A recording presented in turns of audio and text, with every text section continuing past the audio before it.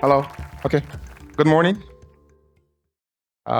Thank you for that positive introduction. While she was reading that, my head was spinning. Actually, is that me? So thank you very much. So again, just to recap, um, what we do at SM Systems, we we provide practical solutions to real problems, right? So a lot of going on regarding what could go wrong, how things could go wrong. But what we try to do is how we can, you know, um, pushbacks from the adversary so that your organization does not end up in the news for the wrong reason. So today I'm talking about something very, very interesting, which we call the enemy within. Okay, so as you can see here, okay, uh, it's not moving now. Sorry. Okay.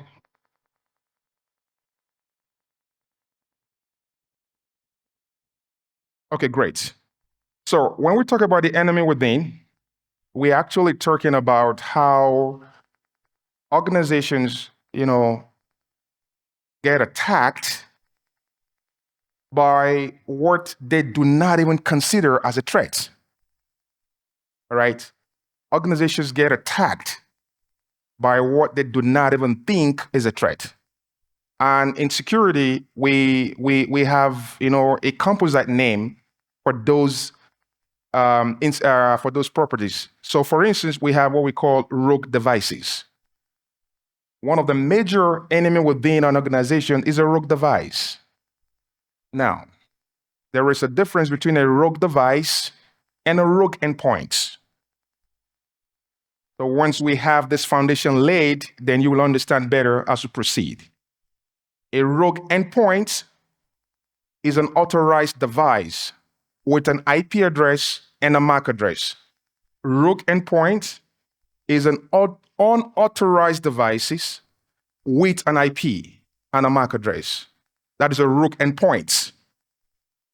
A rogue device, on the other side, is a device that does not have an IP, it does not have a MAC address. Rogue devices is transparent to the network, it does not have an IP, it does not have a MAC address. A rogue endpoint has an IP, has a MAC address, and most times they're not authorized. A rogue device does not have an IP, does not have a MAC address, never authorized, and it has a sole aim is to cause you a lot of havoc. And I'm going to be showing you some here. Caveat though. Everything I'm going to show you here. Sir, where's the camera? Camera? Okay. Full disclosure. Everything I'm going to show you here is just for informational purposes only. Please do not use this device when you are not authorized to. SM Systems or Sandy McDisson Samuel is not responsible if you do. Again, this is for informational purpose only and not otherwise. So these rogue devices, they're very popular with a website we call hack5.org. You can see that hack5.org on the net. In fact, it's not everywhere they ship this stuff to. So you can see how very important it is. So what we see here, one of the popular rogue devices, I've shown you this before now. What does this look like? A charging cable, all right? So there is no difference between these and your type A, type C, whatever you want to charge cable with. Okay, but you see what you see here is a very dangerous cable. That's all the bad guy need to get into your network to do bad thing is just to plug this in and charge. Oh, I just want to charge my phone because my phone is dead. Okay, somebody's in the hospital. I want to talk to him. Can you just allow me to charge my phone? Okay, charge the phone. How many pen testers are here? Pen testers. If you're a pen tester, okay, they don't want to reveal themselves. It's okay. How many security guys are here? You're all here. You know what I mean. One of the easiest way to bypass whatever defenses you have on the network is just to come in with this kind of tool. Very dangerous. If you want to know more about this, meet us at the booth. We're going to demonstrate that for you, again, for educational purposes only. You see the stuff you see here, it has wireless access points that I can control it a mile from here. I plug this on the phone, and a mile away from here, I can control what I do with these things on your network. 2, we have what we call a shock jack. This is used for network reconnaissance. So when a bad guy get into your office, you'll see that RJ45 port where you plug the internet. He just plugged this in. And I need less than 30 seconds. 30 seconds, not 30 minutes, 30 seconds to map the whole topology of your network, no matter how complex it is. Less than 30 seconds. I plug it in 30 seconds, I take it out, I go to my computer, I can see the topology of your network. So that way the attacker can now plan how to attack you. You see this one? And this costs less than $20. This costs less than $100. Raspberry Pi. This is a Raspberry Pi. NASA in America some years ago was attacked by this. So somebody just plugged this in. Again, if you want to see the demo live, please come to the show there and we'll show you. What does this look like? A USB. All right? Oh, hey, come on, Sonny, don't worry. Yeah, we block USB in our network. Good. This is a USB, but it does not act like a USB. It's a USB that acts as a keyboard. So when you plug this in on your USB ports, your computer, your laptop is seeing it as a keyboard. So whatever policies you have in place to block USB does not affect this. Whatever EDRs, whatever DRs you have does not affect this. Very, very easy. You can get into the network. One of the most devastating attacks on the US military in 2008 was done by this. Okay? The Russians realized that the Americans were in a conference. They came for a conference, and they have multiple of these. They dropped them in the parking lot, and someone picked this, got into the network, game over. We have a whole lot of stuffs that happen through here. Again, I can go on and on and on, but the idea is to show you that a whole lot. We also have one very, very dangerous. This is a keylogger. So a keylogger can be used by an insider. Remember, enemies within. And this keylogger can be plugged between a server and something else, or like a 4G modem or a 5G modem. And okay, we can demonstrate that, but I think my wife has warned me not to demonstrate that no more. That's, you can see, no matter where you are, you're in Kenya, you're in whatever, or as long as there's internet, we can control what you do. This is what the bad guys can do. So again, guys, I'm not scaring you, but this is the reality of the enemies within. So what do? We have a solution for you. And the solution is to detect whenever this kind of devices on your network and block them. Because as of today, there is no solution on earth that can detect and block them. Why? Because they are rogue devices. No IP, no MAC address. Your NAC is unaware that the tool is on the network. Your EDR is not aware that the tool is on the network. For as long as your solution does not have visibility into layer 1 of the OSI model, there's no way you can detect it. We have seen a lot of banks that were responding to incident right now because of these tools. Remember, like I said yesterday, the adversary can come in whatever way. It used to be phishing. But you see, this is very, very simple. I know of a bank somewhere in East Africa. I'm not going to mention name. The bad guys, they try to hack into that bank. They couldn't succeed on the headquarters. So they travel about 500 kilometers to a remote branch. And they plug in one of those devices. They got the credentials. They came back to the city. They went to the cafeteria. They connected to the Wi-Fi. They got to the network. And they ended up in the news for the wrong reason. So you have to be aware of all of this. So what we do at SMSAM Systems is to partner with organizations that deliver solutions whereby you can detect these guys proactively. And not only detect now, we can shut them down. So we can say, Whenever these cables are plugged in, those that we can see as the bad one, we shut it down, but we can allow you to charge your phone. Whenever we see those tools, those hacking tools and all of that transparent devices, we're able to shut it down. Okay, next.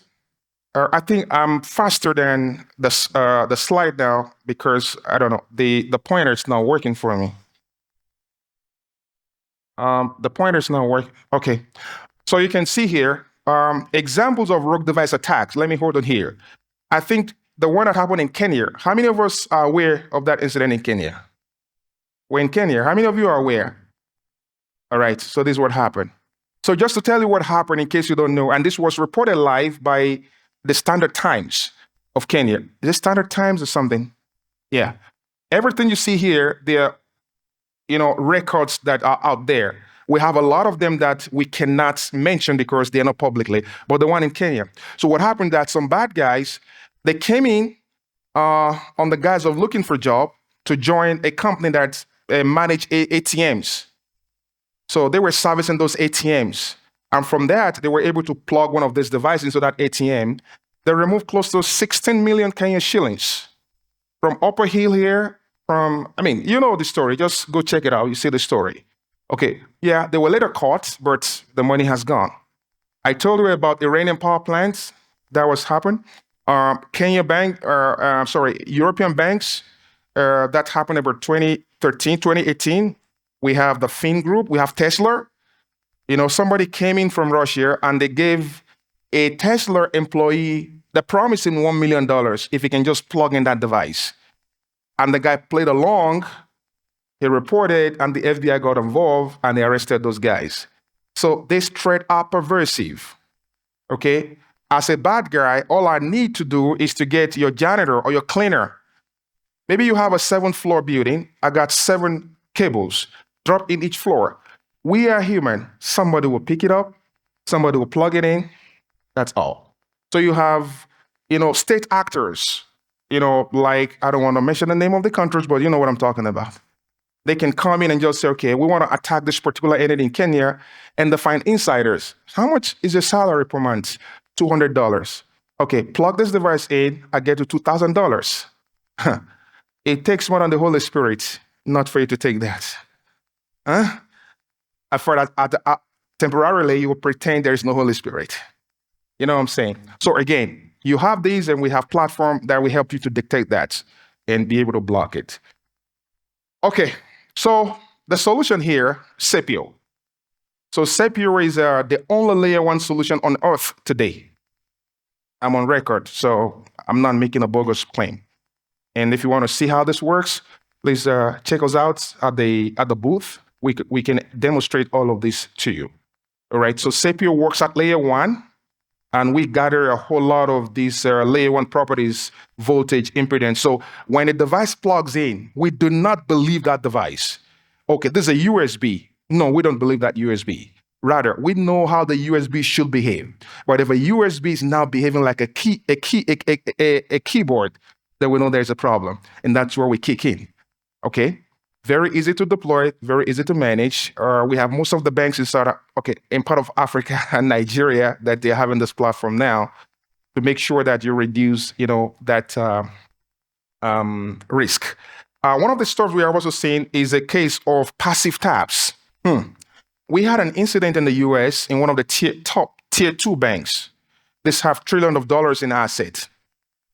Suddenly, they found that an internet document was floating on the dark web. And this document was so confidential. So how could this document find its way to the dark web? And these guys, they have trillions of dollars, in asset, millions of dollars in security. So they got in the top 4. I don't want to mention the name of the top 4, but one of the top 4 guys, they got in. They did everything. They look at the logs. They look everywhere. They couldn't find anything. So one of the top 4 guys that came, a month before they invited them to this bank, he was at one of our sessions in Austin, Texas. He said, oh, there's this solution I learned. So he came back to us. Okay, we're trying to do something like this. Just to cut the long story by half, we came in, we deployed technology, Guess what happened? We found a passive tap connected through a 3G kit, which was getting traffic from the printer. So once the printer is printing those documents, the print job is being intercepted and is passed over the Wi-Fi. And that's how the bad guys were getting those documents from the printer out on the Wi-Fi. They got the document, they posted it on the dark web. You see that? So we're able to discover all these passive taps wherever they are. And what are passive taps? No IP, no MAC address, but they're on the network. They're used to, extend your network outside. We're able to discover that quickly. Okay. I think this guy is mad on me today. The ATM attack I told you about, you can see all of those devices plugged in. So we are able to see everything plugged in on your computers or on the network. We're able to discover that, we're able to shut it down. Not just discovering that, the payload will not run. Again, come see the demo and we'll show you all of that there. Okay. Again, this is the insider threat espionage I talk about. A top tier 1 bank leaking data. They have no idea what is going on, but see it. And again, something very interesting. Supply chain attack. We have seen a situation whereby a contractor came into a bank with his own laptop. And that laptop has a mouse. On the mouse, there is a bad USB. It connected to the network of the bank, was leaking data. So again, a pro tip, when you have a consultant coming to your network, I don't think it makes any sense for you to allow the consultant to use his own laptop. If they need to do anything, get them a system. All right? So if I'm a consultant, I'm coming to work for you, get me a system that you control. Never allow me to bring a system. The idea that you need a NAC to give guest access to do what? Internet? Get Safaricom to give you 5G. You want to do your stuff. I don't want to be an ISP on my network. Come get a job done and leave. Because, see, you have to reduce the risk. You try to be an ISP on your network because if you give me guest access and the internet is not working, internet is not working. What will you do? You leave your job to make sure the internet is working. But who cares? Get a 4G or 5G. If it's not working, call Safaricom customer center, not me. Okay? And this is how we're able to do that. So a contractor coming in with this, of that. Okay, in the US, there's what we call Section 889. I hope the Chinese are not here. Okay. So a lot of devices that the American government they've banned because they believe that, our friends in China, they're using that as an espionage and all of that. So when this device is on your network, okay, in one of the banks in one of the countries where we deploy, okay, did you hear that? No, I did not. Can you wipe that up? One of the countries, okay. And we found a whole lot of these stuffs. And the system was like, what is going on? It happened that they just deployed an SD-WAN and it's a whole lot of stuff from Huawei or something. So it was just flagging. Oh, it was because it's Huawei and Huawei has been banned and the DNA is to show something like that. So again, you can also confirm if this device is allowed or not on the network. Okay, time up. Okay. So again, if you want to see more, the demo, how this thing works and how you can, avoid being in the news for the wrong reason on this stuff, please check our team at the booth there. Once again, thank you very much for having me.